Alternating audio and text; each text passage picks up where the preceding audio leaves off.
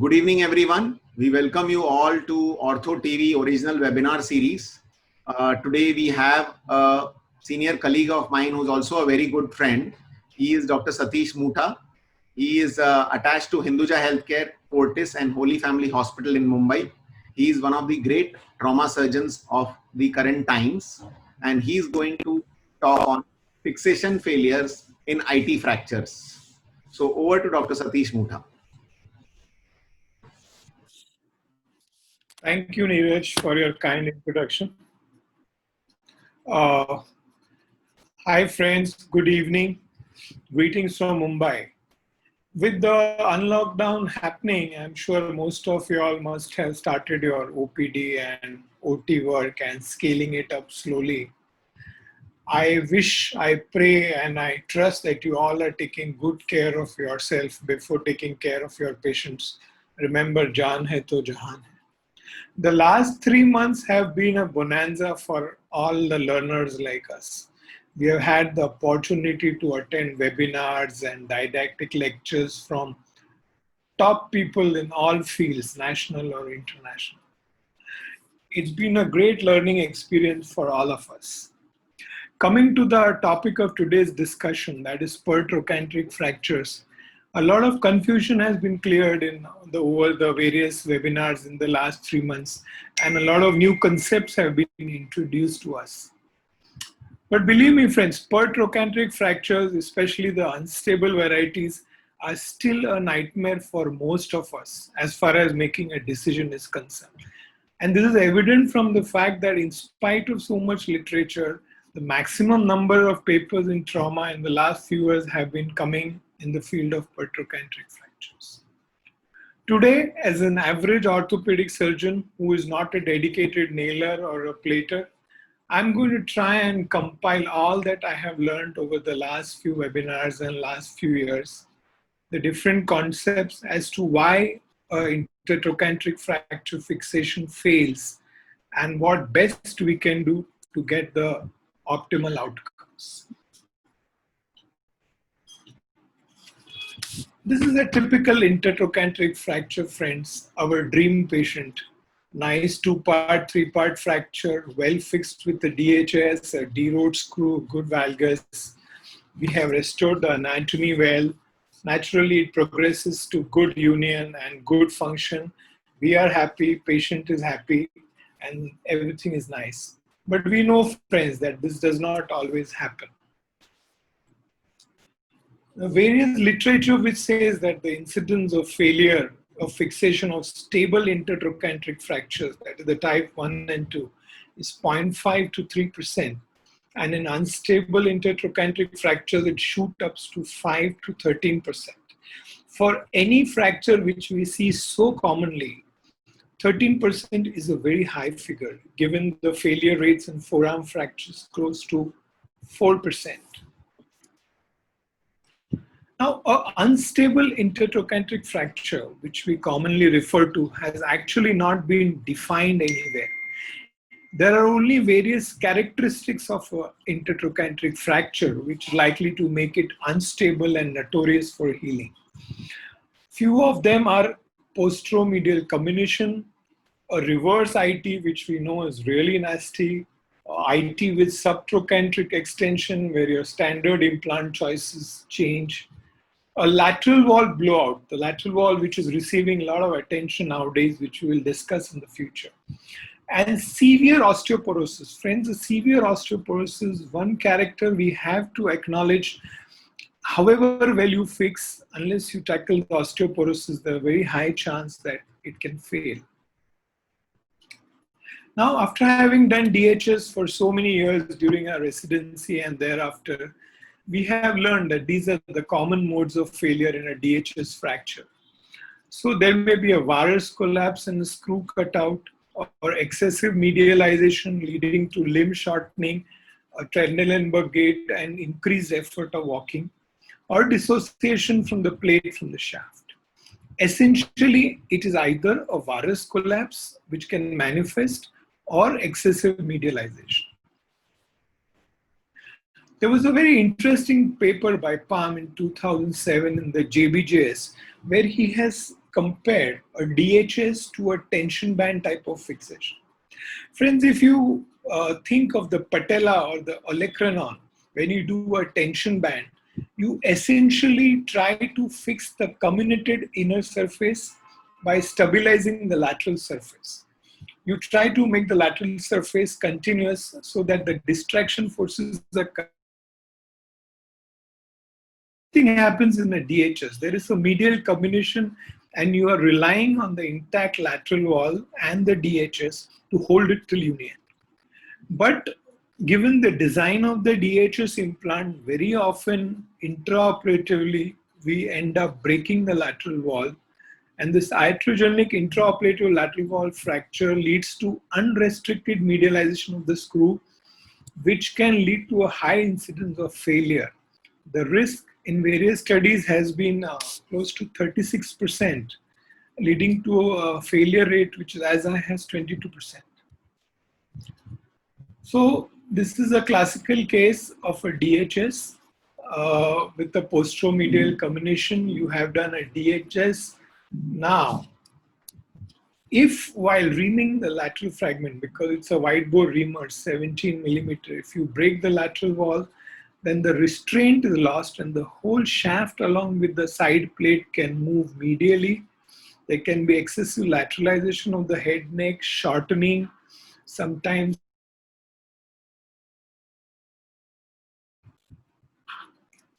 Look at this, another case. Looks simple, 2-part, 3-part, well fixed, but the lateral has been probably violated during fixation, leading to the excessive lateralization of the neck and failure of the construct.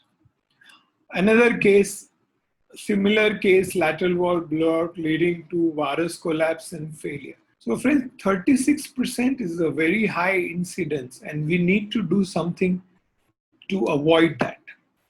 Here's where this is another case, another interesting study by Haidu Weiss. He mentioned the incidence as close as 56% of a lateral wall. Then there was this very interesting article in 2004 CORR by Gottfried. He analyzed 28 cases roughly with lateral wall fractures and the outcomes. And he concluded that in addition to paying attention to the medial continuity, you have to pay attention to the lateral wall also, because the lateral wall is a key element in the reconstruction of unstable hip fracture and the outcome also. Then in 2013, there was a good article by Hu, Shi, and Wong in the Bone and Joint Journal, which quantified the thickness of the lateral wall that you need before you can think of doing a DHS. And they concluded that if your lateral wall thickness is less than 20 millimeters, you should not attempt a standalone DHS. If you're doing a DHS, you need an additional fixation for the lateral wall. Now here's where the nail obviously scored in, because a nail being an intramedullary implant obviated the need of a lateral intact wall. In fact, the nail started acting, the nail acts like a lateral wall, and it prevents excessive lateralization of the head neck fragment and medialization of the shaft. So it prevents excessive collapse, varus failure, and a lot of complications which happen because of a failed lateral wall. So PFN obviously has many advantages. We all know of that. I will not get into it. And hence, over the last 2 decades, we started using more and more of PFNs for the intertrochanteric fractures. The results were encouraging, and we thought that most of our problems were over. In the early 20s, there were a lot of papers also that came out which said that the functional recovery in the PFN group were definitely superior than the DHS group in unstable intertrochanteric fractures. But as we did more and more PFN, we realized that PFN is not the magic bullet, and failures do happen with PFN. Between 2003 and 15, various studies regarding failure patterns in PFN have been published. Various parameters that lead to unsuccessful PFN have been studied, quantified, and published. So these are some of the papers mentioning and studying the failure, like the mechanical failures or the Z effect or the single screw spiral bleed. You will find many of them in literature. So learning from our own cases and learning from cases of others and learning from teaching from seniors, we have learned some things about PFN, how to execute a good PFN and to get a good outcome. Although I must admit that we are far away from getting a perfect PFN. Now, the first and the most important thing which I think I should share with you when we are doing a PFN is getting a good reduction.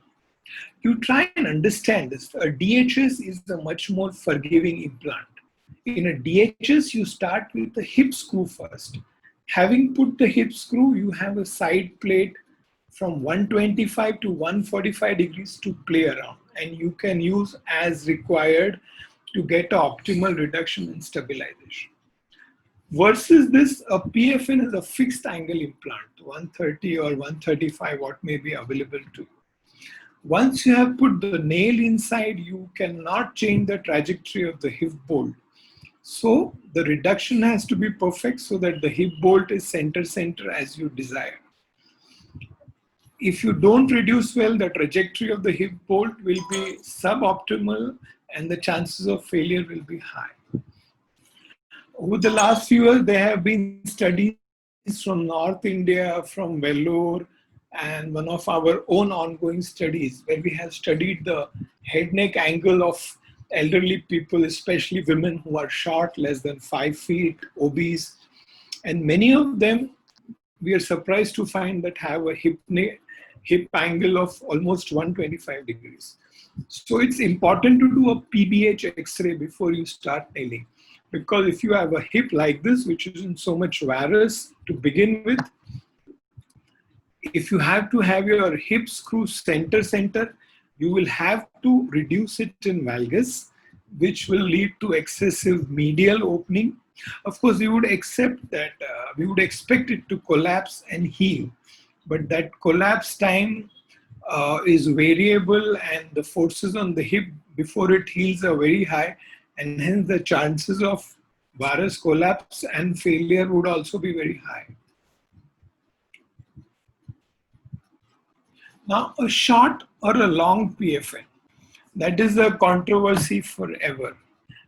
I could not find any concrete paper in literature which gives clear guidelines as to when to use a short PFN and when to use a long PFN. Of course, many of our speakers and teachers have laid down various guidelines. I feel they are arbitrary. They say 4 inches of nail hold is fine, and if you have 2 inches from the fracture to the proximal locking bolt, it is fine. But none of them have really been published or analyzed on a very large scale. So if you have any doubt, go in for a long PFN, because in a short PFN, the working length of the implant, that is the distance from the locking bolt in the shaft to the hip screw, is very short. And if there is significant bone loss there, the time to healing will be very high. The adductor forces across the fracture are very high, and you may land up with an implant failure. So whenever in doubt, going for a long nail, it takes a little more time to lock, but it is worth all the effort. Static locking.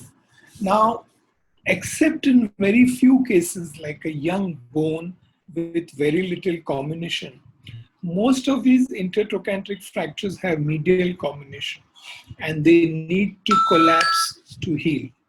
Now, a collapse can occur at 2 places, either at the hip bolt or at the distal locking bolt. The hip bolt collapse is not very much predictable because it depends on a lot of things: the lateral wall, the sliding mechanism, the concentricity of the implant, so many things.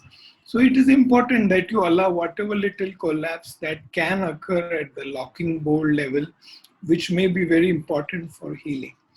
If you lock statically distally, and if no collapse occurs proximally, then you have a fixed construct which is not going to allow collapse.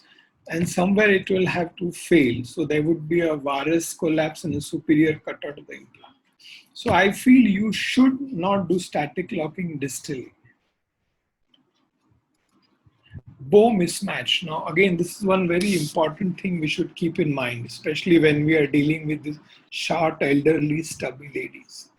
Very often, when we are not sure whether to use a short PFN or a long PFN, we try to find a middle path by using a 200 or a 240 nail, thinking that it will give us more stability. Friends, it is not so. The locking bolt level is same in all the three nails. And very often, the longer nail may hit the cortex anteriorly, may even violate. You would understand this when you need to hammer the last few inches of the nail, and hence it is very rightfully said that you should never need to hammer in a nail. If you need to hammer a nail, that means somewhere you are hitting the cortex and you are likely to damage it. So either you use a 170 nail or a long nail. These 200, 240 nails, I feel have no role. Look at this. Now the nail is abutting against the anterior cortex. It's a major stress riser. Even if they don't fracture, they will always complain of anterior thigh pain and be unhappy. Look at this. The last few inches have been hammered, causing a small fracture which becomes evident over 2-3 weeks into a full-blown fracture. So always assess the bow, especially in the short ladies. If you're happy with the short 170, fine. Otherwise, please go with the long nail. Now, thin nail in a wide canal. Very often, in the zeal of finishing the surgery fast or trying to avoid dreaming in an elderly, we just eyeball the diameter and very often end up putting in a thinner nail rather than adequately sized nail. Now, a thin nail does not always serve the purpose it is supposed to. Please understand, against a PFN is different compared to a long nail. A PFN has only 3 points of contact: the entry point, the hip screws, and the locking bolt. The nail does not really offer much press fit or stability as far as the construct is concerned.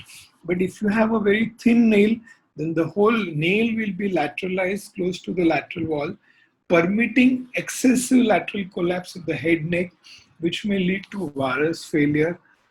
Even if there is no varus failure, excessive lateralization may lead to shortening, Trendelenburg gait, and difficulty in ambulation. Now, this is a lethal combination, friends. Unstable fracture with osteoporosis, a lot of medial cortex comminution. A surgeon has fixed this. Prima facie looks good, but he has done some obvious mistakes. You can see it's a thin nail. You can see that he has statically locked. And you can also see that the medial comminution is significant. Now, a thin nail may not prevent the toggling movement of this 3-point construct inside the hip. And it may lead to excessive adductor forces leading to varus collapse. And a new type of failure pattern that we have seen in this 2-screw system, which was not seen in a single screw system like a gamma nail. Various studies have pegged the incidence of this Z or reverse Z effect close to 5 to 9%. I will not get into the details of it because there's a lot of literature available. I'm sure you all must be aware of it. But this is a feature of a 2-screw system. You all must try and go through once to the biomechanical study done by Kovar and his team, where they have shown that eccentric cyclical loading in a 2-screw system can lead to asymmetric migration of the hip screws, leading to a Z or a reverse Z effect. Entry point. Now that is another big issue. Various talks, I'm sure you must have heard over it. What is the ideal entry point, the trochanter, the piriform fossa, medial, lateral, and so on and so forth. I will not get into the details of it, but there are 2 important things I feel you should keep in mind while deciding the entry point. First, you should try and avoid entering through the fracture side as much as possible. I will show you in a subsequent slide how that can cause a disaster. So you have to be medial to the fracture side exit point in the greater trochanter. That is the first thing. And the second thing I want to tell you is try and go medial to the greater trochanter where the healthy bone or a strong cortical bone of the neck is present. Because as I said earlier, in a PFN, the entry point itself is a point of anchorage and gives significant hold. And the cortex of the lateral part of the neck, where the neck meets the greater trochanter, is strong. You may have difficulty in starting. You may have to use sharp instruments, Steinman pin, but try and go through that strong cortical bone that gives important coverage. Now look what happens when you go through the fracture site. You actually displace the whole head medially, causing varus at the fracture site. The nail might occupy as much as 70% of your fracture surface, leading to poor and delayed healing. So before you enter the nail, you get a good reduction and see to it that you stabilize it with 2 or 3 thick pins or Steinman pins or whatever before you enter the nail so that the nail cannot displace the fracture. Now, this is typically what you end up with. The red circle is the medial trochanteric entry point, the solid point. When you enter from there, typically where you end up when you ream with that 17 millimeter.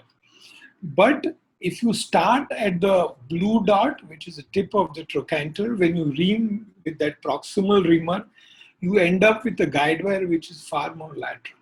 So you try and start as medially as possible. There are various tips and tricks for that. That's a different lecture. We'll discuss some other time. But entry point is extremely important. You see, this is a very good AO slide. When you enter from the tip, you are directed medially. And now if the nail has to advance further, in the first image, the entire proximal fragment would have to move into varus. Look at the second slide. The entry is in line with the intermedullary canal, and hence it can go straight in without disturbing the fracture. One would argue that there is a proximal bend to accommodate for the trochanteric entry. But friends, that 5 to 7 degrees really does not give you a favorable trajectory.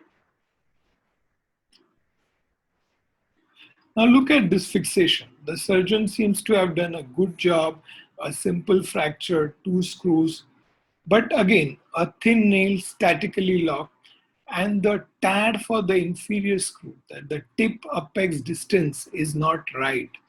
In the DHS, we have been told about the importance of the tad. It is very well important here also to have screws of optimal length. The tad should never be more than 25 millimeters. Here you see the reduction is excellent, but the tad being suboptimal and a narrow nail, look at what happens. A varus collapse, a Z effect, and failure of fixation.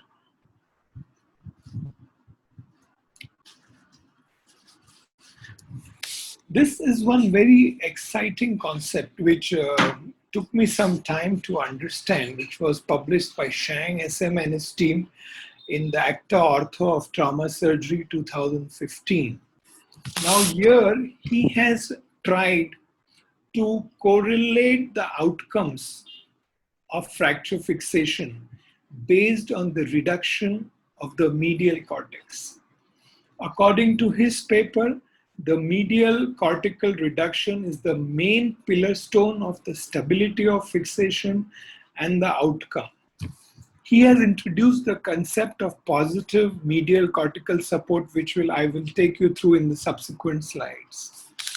Look at the first image. The green line is the medial cortex, blue is the shaft. Now, in the first box, positive is when the neck is outside the shaft.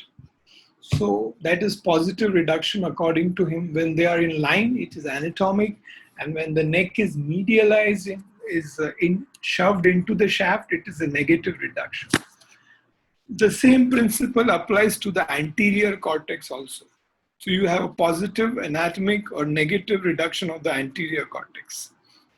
According to him, the anterior and the medial cortex are the least comminuted in any such type of fracture, and hence one should focus on them during reduction to achieve on-table stability to minimize post-operative collapse and failure. So this is a neutral where the medial cortex and the shaft are in line. This is negative where it is intersuscepted, and it is positive when the neck is clearly outside. He's thinking, possibly what I have understood from what I have read, is that when it is a positive cortical contact, it basically means that you have done a valgus reduction, which is favorable, and when it collapses, the shaft will offer support to excessive medialization of the neck. Whereas a negative contact means a varus reduction, and therefore the only restraint to collapse would be the nail. The medial shaft will not offer any resistance to the collapse. Now this is a little different from what we were classically taught when we were doing the DHS. Our bosses clearly told us, open the fracture, shove the beak inside the shaft, make it stable on table, and then proceed with fixation. This positive cortical contact concept is different. Took me some time to digest, but now I feel a positive reduction would give me the best possible outcome. A negative, look at this case. The shaft has been shoved inside. This obviously is negative medial cortical support, unrestricted collapse in varus, implant failure, and a bad outcome. You can see the whole varus collapse and a cutout has happened. Another case, reduced in varus, other things look fine, but look what happens. There is unrestricted collapse, Z effect, and a failure. Another interesting article, 2018, which lays a lot of emphasis on getting a good anterior and medial cortical contact, which is supposed to be the least comminuted cortices, to get stability on table and a favorable outcome. So, according to Shang and many other studies after that, a positive or neutral reduction is the key to success. Fixing with a negative medial cortical support leads to varus and failure. So you need to do whatever you can do to achieve this. Look at this. Intraoperatively, you can see that there is negative contact. The shaft, the beak of the head neck is shoved inside. So the surgeon, I have used a Steinmann pin which goes into the head. With the help of the Steinmann pin, I have levered the whole head neck fragment out. Having done this, I would fix it temporarily with 2-3 pins before starting with my guide wire. Look at this. Anteriorly, again, there is negative contact. I have used a periosteum, a McDonald type of periosteum, into the fracture site. I have levered the neck fragment outside in line with the shaft. This will be fixed temporarily with a couple of wires before we proceed to nailing. So various tips and tricks have been advised by various authors.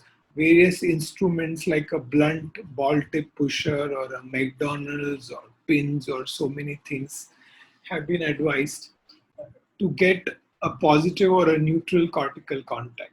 In the first row, you would see a blunt ball tip washer being used to reduce. Once it is reduced, you provisionally fix with pins and then go ahead with your fixation.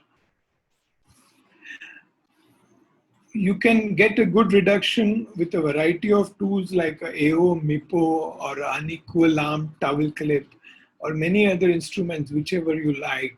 But you must fix them provisionally with Steinmann pins or whatever before you proceed with fixation. Ensure that the Steinmann pins are not in the way of your nailing. Otherwise, you may have to remove them at the main time and lose reduction. Now, coming from the medial wall, the lateral wall, which is very important in DHS fixation, also plays a very important role in a PFN. Initially, we thought that the PFN, which replaces the lateral wall, obviates the need for a structural continuity in the lateral wall. And if you get a PFN in a good medial reduction, you can actually ignore the lateral walls. A lot of our seniors, even the webinars conducted over the last 3 months, have said that you can choose to ignore. But I feel, and there have been various studies over the last 2-3 years, which say that a lateral wall is as important in a PFN as in a DHS. Because if you have an inefficient lateral wall, there is a poor bone metal interface laterally, poor stability. There may be toggling movements at the proximal femur leading to failure of the construct. So various methods have been devised to stabilize the lateral wall along with the PFN. The basic problem here is once we do a closed PFN, we are hesitant to open the fracture site and fix the lateral wall because we feel that we will defeat our very own purpose of having done a closed procedure. Friends, it is not like that. Do not hesitate to open stabilizing the lateral wall. You are really going to improve your chances of a favorable outcome. And various techniques that have been described by various authors, like our own Dr. Babulkar, require very little opening. So you may use a cerclage wire very effectively in this situation, giving a very stable construct. Our own Dr. Ganjale and his team have devised a plate which can be very easily used along with the nail in a MIPO fashion, obviating the need for a large incision. So to summarize, you have to fix the lateral wall, whether a DHS or a PFN, if you feel that it is violated and incompetent. Failure, friends, as we are doing more and more of PFN and we are realizing that it is not the gold standard or it is not the magic bullet, and the PFN has its own set of failures. There have been various studies, one interesting study from our own Dr. Gadegone and Salfale, who have analyzed 100 cases and have reported a failure of 19%, which is very high. Of course, with our newer understanding and introducing newer concepts like stabilizing the lateral wall and a positive contact, the figure of 19% will definitely come down over a period of time, but we still need to be on our toes. So, what is the take-home message? What leads to success in a IT fracture fixation? Various things, right, from reduction, continuity, stability, so on and so forth. So while doing a surgery, there are so many things we have to keep in mind before we execute a neat PFN so that we can sleep peacefully. To summarize, I will take you quickly through the 10 tips which AOS has published for a successful outcome. No lateral wall, no hips. So if you feel that your lateral wall is precarious or less than 20 millimeters, a standalone DHS is not going to work. If you want to do a DHS, add some lateral wall stabilization or going for a PFN. Reduction is the key. Reduction does not mean close reduction. Do not hesitate to open, get a good reduction, especially for PFN before you start nailing, because the nail is not going to help you with any reduction. Know the unstable patterns. Find out the unstable characteristics in the fracture. And friends, there's literature beyond doubt that a nail is the preferred implant in an unstable fracture. Beware of the anterior bow. Avoid hammering the nail inside. Take a good lateral study of the shaft before you decide to use a conventional or a long nail.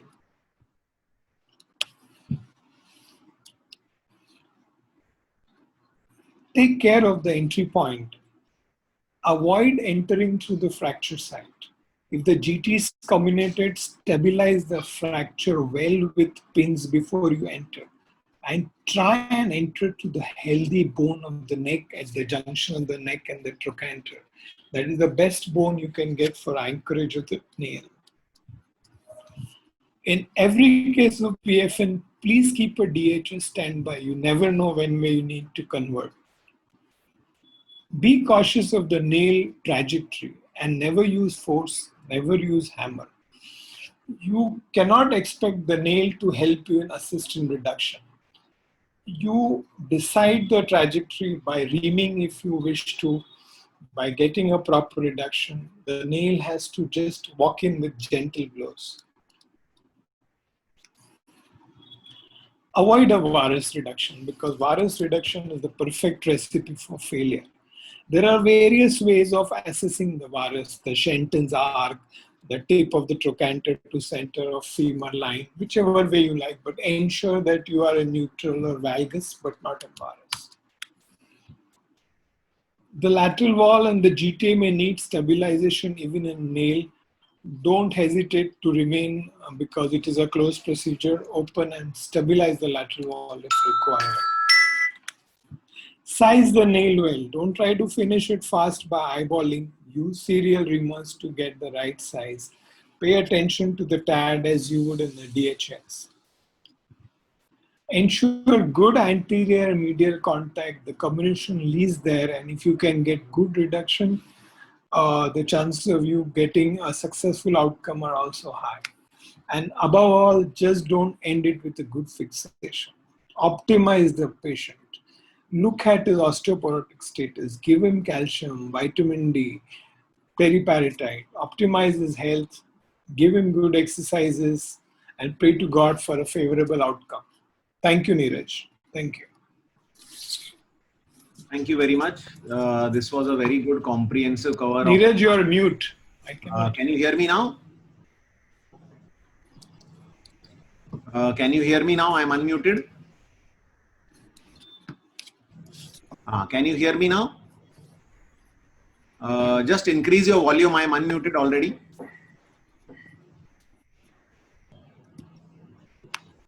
Talk.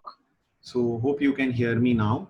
So that was an excellent presentation, and you outlined almost all complications with very few doubts for me to ask. So just not exactly the complication, but what is your personal choice right now if you see a comminuted IT fracture, say in a 70-year-old male patient, osteoporotic, what will be your first choice of implant? See, in a stable variety... your voice is not heard. Yes. So in a stable variety, type 1, type 2, it does not matter whether you do a DHS or PFN. PFN obviously scores that it is minimally invasive, so it's favorable. But in an unstable variety, definitely PFN is the first choice. And I always err on a choice, on a option of a long PFN wherever I am in doubt. The only problem with long PFNs is the maximum diameter you have here is 11, which is sometimes too thin for our capacious canals. But a PFN is the first choice in an unstable variety. Having said that, a DHS is always ready on table. Yeah, I also always keep DHS on table. But what I have noticed in the last, say, at least 5 years, for an adult IT fracture, I have somehow not, I have always managed to do a PFN. By hook or by crook, by whatever reduction methods that you showed here. And we have also done one case together recently. So basically, I have seen that all those tricks which you have shown and you have already demonstrated in the operative nailing course also last year, that has really helped us to get a good reduction while doing a PFN only. What about your post-operative plan? Do you start weight bearing immediately or do you wait? I tell them non-weight bearing for 3 weeks and toe touch for 3 weeks. Many of these are elderly. They end up doing little weight bearing, but I leave it to them. But I strictly on my side inform them non-weight bearing for 3 weeks. Although we all know very well that the muscle forces across the hip, they are quite high, and even if you avoid weight bearing, the forces have already crossed the fracture. But from our side, we tell the patient. So you showed these two techniques about one was the fixation of the lateral wall using a wire and the second was using a plate. What have you used recently? Wire. I use a wire, and sometimes if the fragment is big, then I use something like a lasso screw, a screw which goes through the trochanter into the neck. Okay. And I'll not use the plate because the plate is not commercially easily available. Dr. Ganjale was kind enough to courier me 4 plates, out of which I have used 2. And hopefully, if they are available more easily, we'll start using them. and have you in recently, see, you have been practicing at least 10 to 12 years more than what I have been doing. And have you recently seen the IT fractures coming more communicated that they were coming when you were a little younger, maybe 10 years back? Or it's always remained the same? Because 10 or 12 years back, we didn't have this PFN. We didn't have many 85s and 90s. Okay. So many of these very elderly people. And also, you should keep in mind the option of coxofemoral bypass in these very elderly people. Although the percentage requiring them may not be high, but before you reach a judgment, that should be one of the options in your armamentarium. So do you prefer it, or it's just basically a salvage procedure, something like that? You reserve it for a second surgery. In a very busy cervical types, or very often where the fracture is extended into the superior neck, they are something between transcervicals and intertrochanterics. The neck is really small. Sometimes I even do a CT scan on them, and if I find that the neck is really not good and solid to hold the hip screw, I would prefer to replace them. My ballpoint is, if the neck has some trochanter attached to it, then it will heal. If it is really basicervical, edging towards transcervical, I would prefer to do a coxofemoral bypass. Okay. And about this, the PFN A2, the one with the helical blade versus the screw. So now they have options. Now all the companies are giving us options that basically PFN A2 versus the implant, which like the one with the screw. So which is your preference in that? I always prefer a screw. The original designs were also a screw.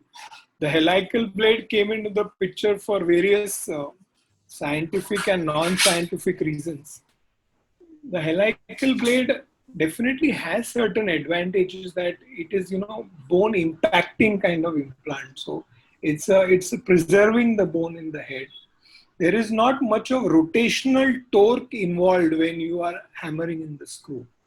So that chances of spinning a short neck are also less. If you have that taper cut reamer which they provide, if you use the taper cut reamer well up to the desired length, then you need to hammer in the screw, which is a good thing compared to a rotational torque, where you would have to put a derotation screw or something before you put in the screw. But the pull-out strength of a screw type of device is definitely shown to be higher than a helical blade. Okay. And what I have heard about that new screw which has come, where they say in the same nail we can put the helical blade, and the same nail we can put the screw. So so in the screw, do we need to put a top screw to actually fix it? Because the helical blade is something helical, so it gets fixed inside, and we may not need a top screw. But for the screw, that is actually round, so basically it may slip out. The top screw, are you referring to the set screw? So the top screw is also known as the set screw. Okay. Now the concept of a set screw is to convert this dynamic implant into a fixed implant. Okay. Once you tighten the set screw, very little or no further collapse will occur. Right. Now you have to use this very judiciously when you have got good anatomical continuity medially. There is not much comminution that you expect or that needs to be happened. Then if you tighten the set screw, there will be not much further collapse. So no shortening will happen, which is important in a young intertrochanteric patient where you don't want him to limp. His bone quality is good. If there is not medial comminution much, you have got a good reduction, then get whatever compression on table and lock it there. No further compression can occur. That is the concept of a set screw. But in a very elderly patient where you know how much collapse is going to occur, you have not much control over it, better to avoid a set screw. Okay, got it. No, what I was saying is that you still want a collapse when you're putting a screw instead of a helical blade, or do you do not use only the screw? You use a helical blade over the screw? No, the set screw? No, not the set screw. So there is in the PFN A2, nowadays we have an option. We can either put a normal DHS type of screw, or we can put a helical blade. Helical blade is something which we hammer. DHS is something which we screw. So it is, so which is your preference on that? No, if I'm using a TFN, then Yes. I will always use the screw. Okay. Because it gives me the option and I'm more happy with the screw. Okay. Okay. I think that's all for today. We thank Dr. Satish Mutha for sparing his time from his hospital practice, though everybody is not busy, but we are all starting now and everybody has to go back to work as we begin to work again. And we thank GSK Consumer for this webinar, the makers of Iodex Ultra Gel. Thank you very much and good night to all of you. Thank you, Neeraj. Thank you, everybody. Have a great evening.